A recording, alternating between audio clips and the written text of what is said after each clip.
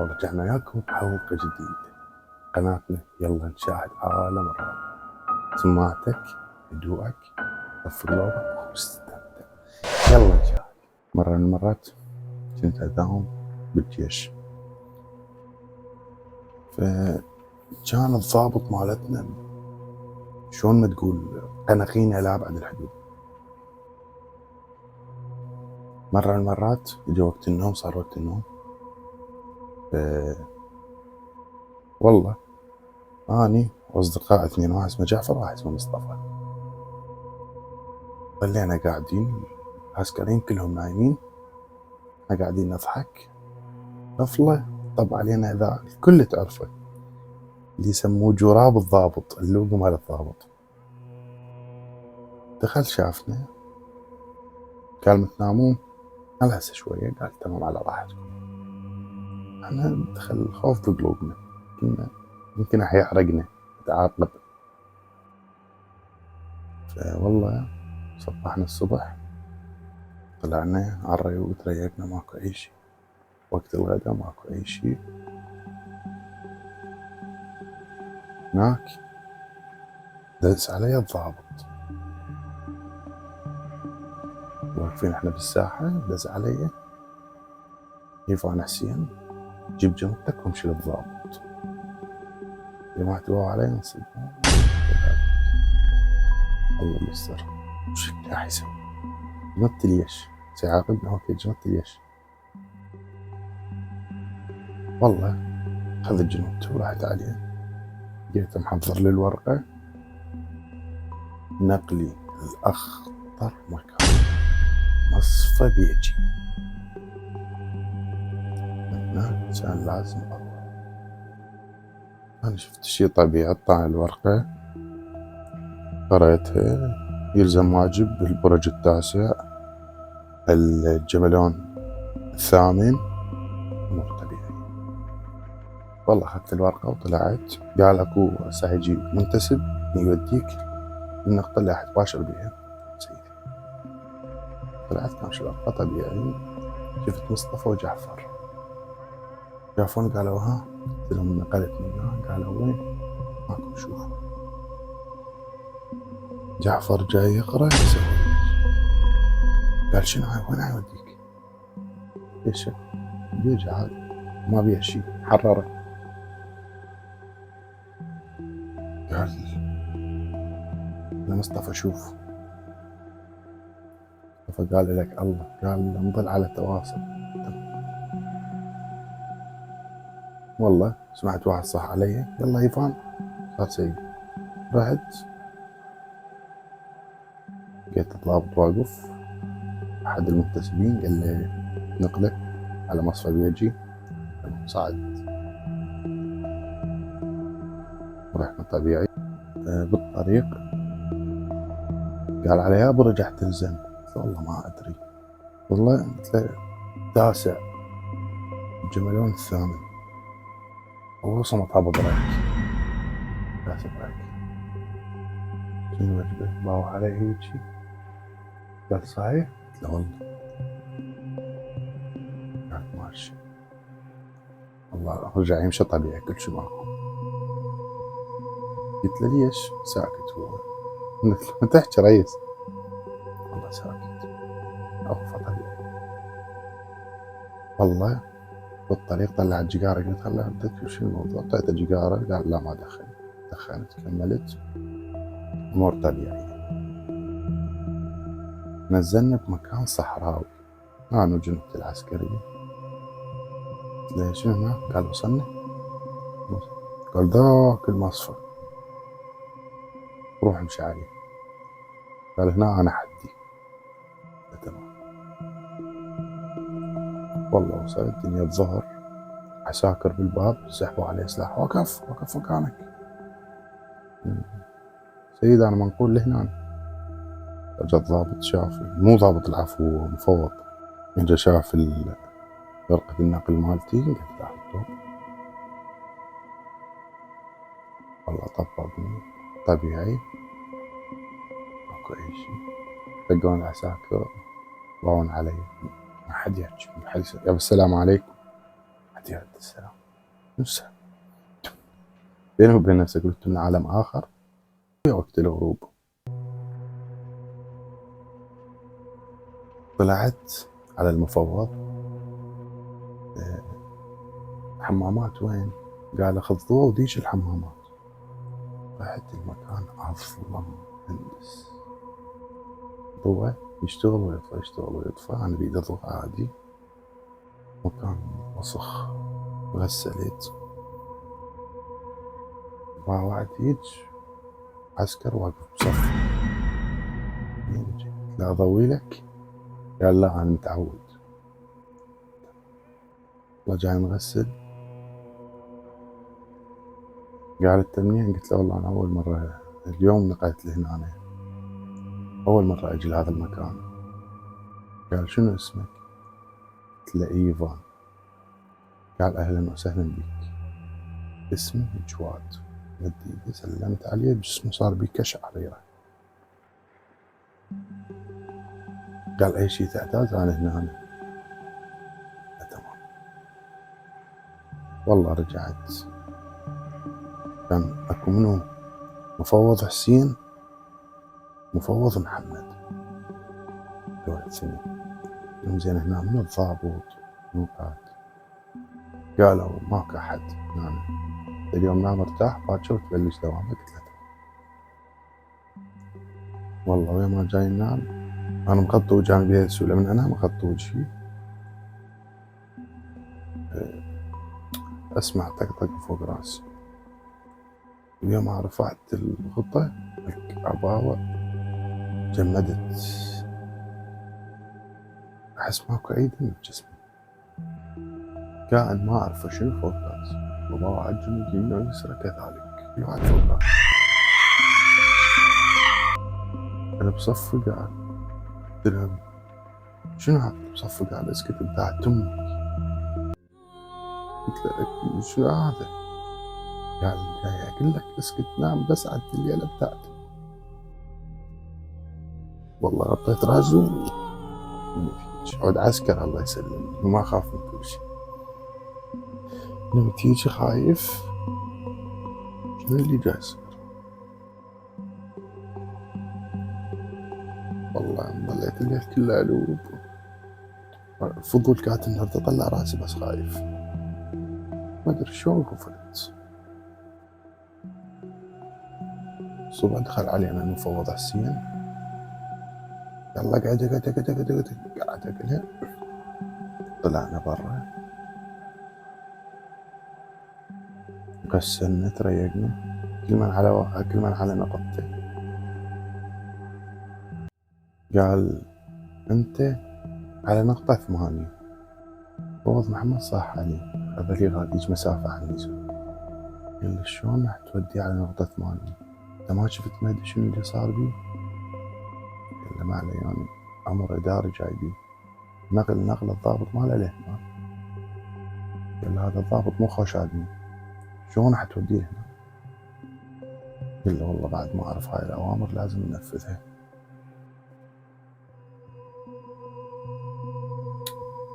شنو الوجبة؟ قال له ما يصير مدري شنو، وصار بيناتهم كلام حاد. حسين قال له ما عليك، خلي علي انا اتحمل مسؤوليتي. والله اخذنا وصلنا للنقطة. قال هاي النقطة اذا ما اجي هنا، اذا ما تريد تظلم الدنيا انت واجبك تعال ارجع للمطار. تمام.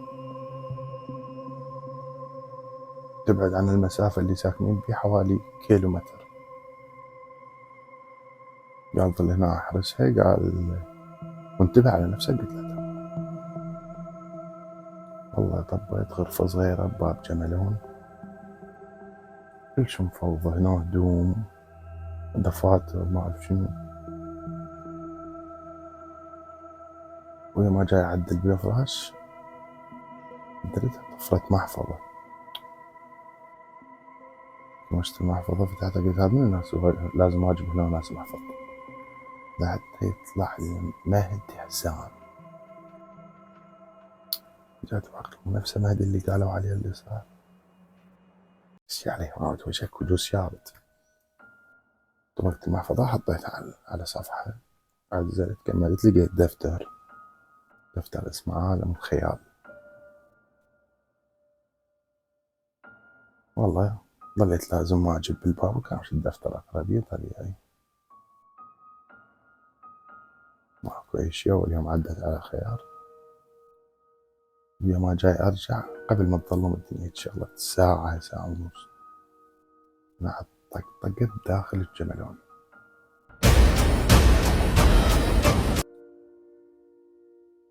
مع واجبي لازم أدخل أشوف. دخلت كل شي ماكو طبيعي. لقيت جوز بزونة، فتحت لقيت فيه سيارات عسكرية. جوز بزونة.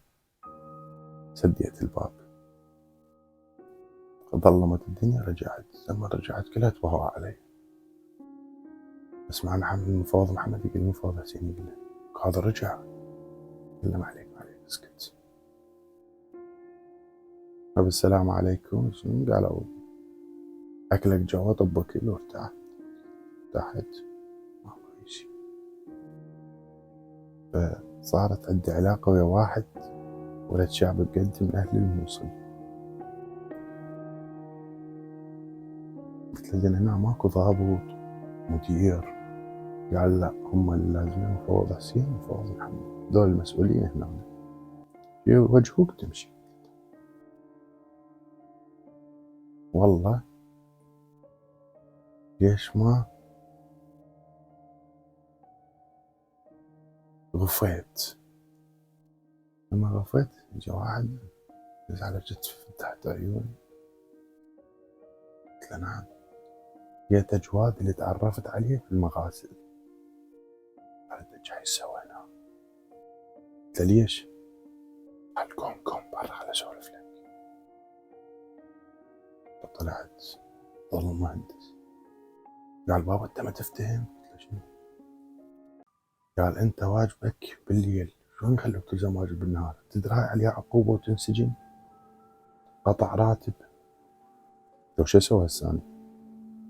قال تعال امشي اوصلك للنقطة مالتك وما عليك بهذا محمد وحسين، ترى أنا قديم بس أنا ما مترفع، وادري عقوبة أي لجنة تجي هسه بيج وقت إذا شافوك راح يعاقبوك إذا يلقوك نايم.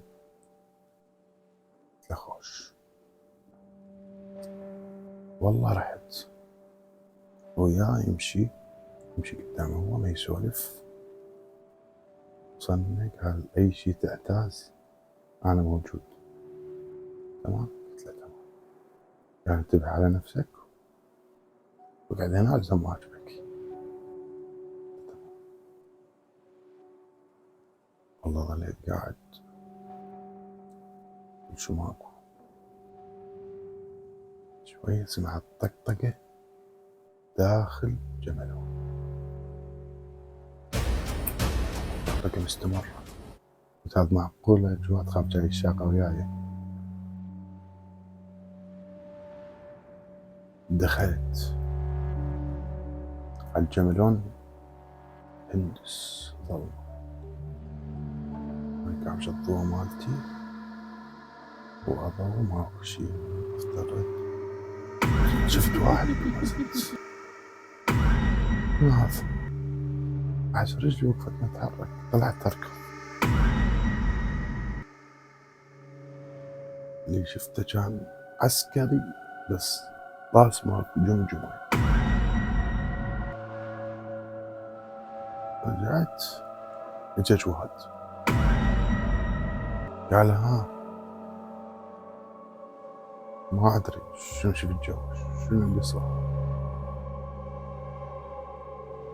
قال اقعد هنا ولا تخلي فضولك يدفعك على كل شي، لا تدخل جو. خوش ما راح أدخل. خليت قاعد. ورا شوية رجعت صارت الطقطقة نفسها.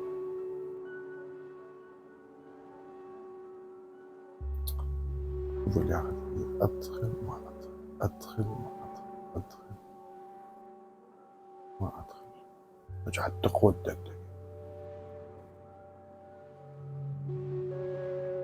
هي موتة خلت فتحت الباب ودخلت بالظلمات، بس أنا خايف أضوء أي شي. طلعت سلسلة بالقاع، شفت السلسلة عجبتني والله، حطيتها بجيبي ماكو أي شي. جملون عفت وطلعت، رجعت للغرفة طلعت السلسلة، سلسلة حلوة عجبتني لبستها. السلسلة كانت فضة. فصار الدنيا الصبح، رجعت على النقطة اللي نام فيها، شافوني انصدموا. شنو هذا؟ وين كنت؟ كان المفروض محمد وين كنت؟ قلت لازم واجب نقطة 8. قال شنو؟ قلت لازم واجب نقطة. قال انت منو قال لك تلزم واجب بالليل؟ وانا دوامة بالليل تدوني بالنهار على مود اتعاقب وانسجن. المفروض حسين قال وين كنت؟ قلت بالواجب. صدمة اللي تروح لمنامك وبعد ممنوع تطلع بدون علمي، ممنوع تلزم واجب بالليل. والله يوم جاي اتحرك قال وقف وقف. قال افتر، دريت شاف السلسلة جرى، قال هاي منين لك؟ ايش عليك؟ قال احكي هاي السلسلة منين جبتها؟ ايش عليك اخي؟ شكلك احكي. قلت له من الجملون. قال انت من قال لك الطب؟ وشون بالليل الطب الجملون؟ غبي انت؟ ليش ياكو؟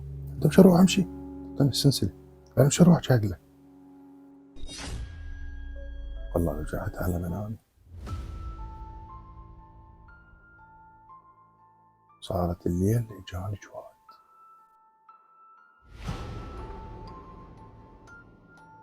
ندسني فزيت.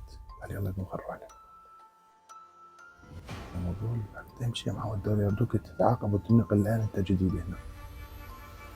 رحت اخذت الضوء مالي ورحت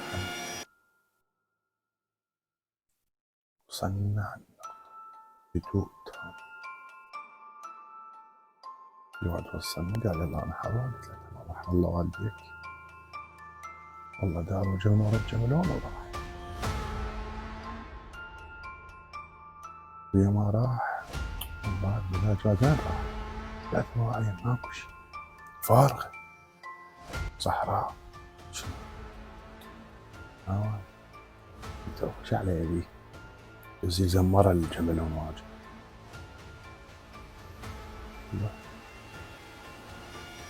قعدت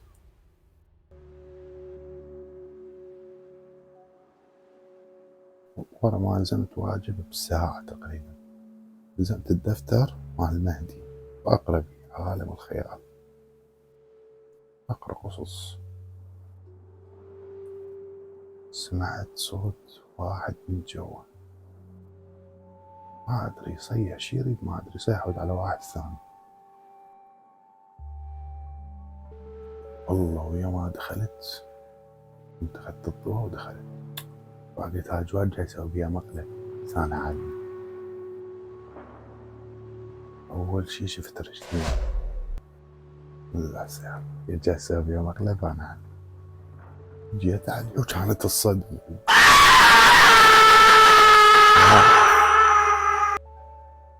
عسكري ميت من زمان لابس هدوم عسكرية، وقع القلب. ويا ما شلت القلب ما لقيت.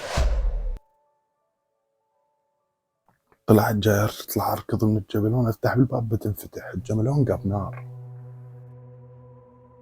سيارات كلها قبت نار. ناديت بجاز اللي يقول لي نقطة 8 احترقت، نقطة 8 احترقت. مفوض حسين انا من الدخان اختنقت وقعدت. صحيت ما اقدر اتنفس. كنت جايبين على نقطة منامي، كلهم ملتمين دار ما دار. قعدت اجا مفوض حسين قال قعدت قال ايش طببك على الجمل؟ قلت له طبيت بعد. قال كان تأثيره عليك أقوى من تأثيري. من هو؟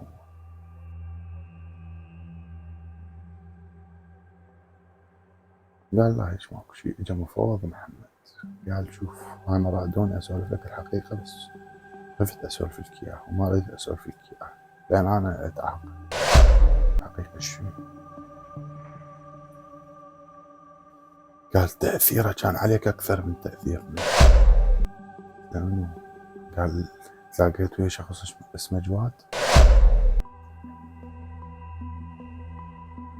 على مفوض السين. قال تعرف المكان اللي انت لازم بيه واجب قبلك واحد احترق بالنار اللي قبل. يعني شنو هذا؟ يعني عمري المكان من 10 سنين ما معمر. قال لا هو واحدة هبطت النار واختفت. قالوا لهذا يومك ما لقينا.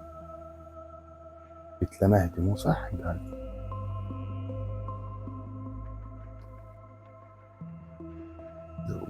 جواد منو؟ قال المعركة اللي دارت هنا هاي سيارات الجو مال السواق الشهداء وهم دائما اللي يروح يلزم واجب هناك يستنجدون بأرواحهم يريدوا يخلصهم. شنو؟ صدق تحكي؟ قال والله. قالوا السلسلة اللي لقيتها عندك هاي السلسلة مالت لما طبنا نريد نطلع مهدي وقعت من عندي ما لقيتها بعد.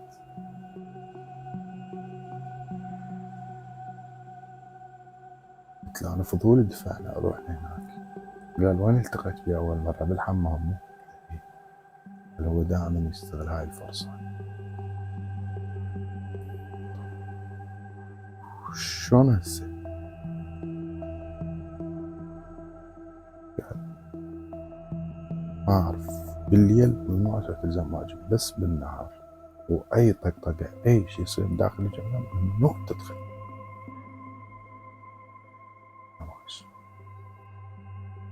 والله عفوا أنا صدري متنق ومنتهي كله زخام. قال حتى التغسيل أقعد أغسل هسه وإذا يجيك بالليل قل له ما أروح. شوف والله أنا صبحنا الصبح. أنا هذا اليوم اللي قررت بيه إنه لو أنهى حياتي لو أنجي. والله قال يلا روح ومثل ما قلت لك صار سوي. والله رحت توجهت النقطة مكان مفتوح سلاح وياي. قلت ما أبقى أرد طول الغرفة خايف ما أبقى. حطيت ودقيت أركض هي صحراء أركض الشارع العام. جت سيارة أشرت له من بعيد. أبو سيارة صهريج مال نفط. أشرت له من بعيد زي ما وقف ما شفت وجهه. نزل الجامل مال الصدر صح وين توصل؟ قلت له وياك وين ما عند اللقاء لصعد. ولهنا كانت نهاية حلقتنا وإن شاء الله استمتعتوا. لا تنسونا باللايك والاشتراك. اللايك ما يسوي لكم شيء بس ثاني يحفزنا هواية. تحياتي لكم.